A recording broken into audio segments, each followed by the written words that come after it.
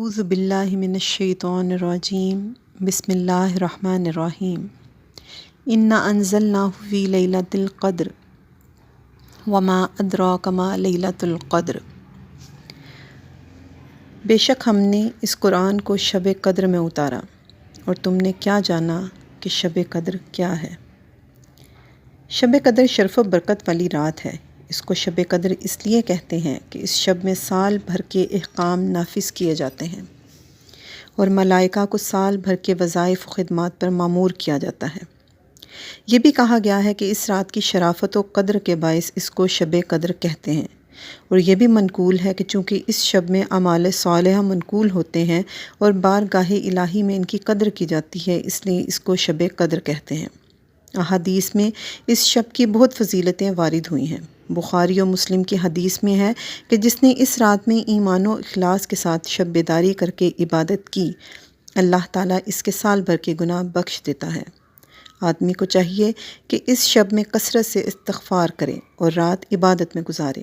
سال بھر میں شب قدر ایک مرتبہ آتی ہے، اور روایات کثیرہ سے ثابت ہے کہ وہ رمضان المبارک کے عشرۂ اخیرہ میں ہوتی ہے، اور اکثر اس کی بھی طاق راتوں میں سے کسی رات میں۔ بعض علماء کے نزدیک رمضان المبارک کی 27ویں رات شب قدر ہوتی ہے، اور یہی حضرت امام اعظم رضی اللہ تعالی عنہ سے بھی مروی ہے۔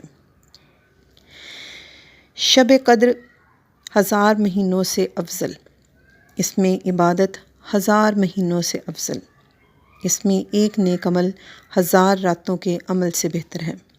حدیث شریف میں ہے کہ نبی کریم صلی اللہ علیہ وآلہ وسلم نے گزشتہ امت کے ایک شخص کا ذکر فرمایا جو تمام رات عبادت کرتا تھا اور تمام دن جہاد میں مصروف رہتا تھا۔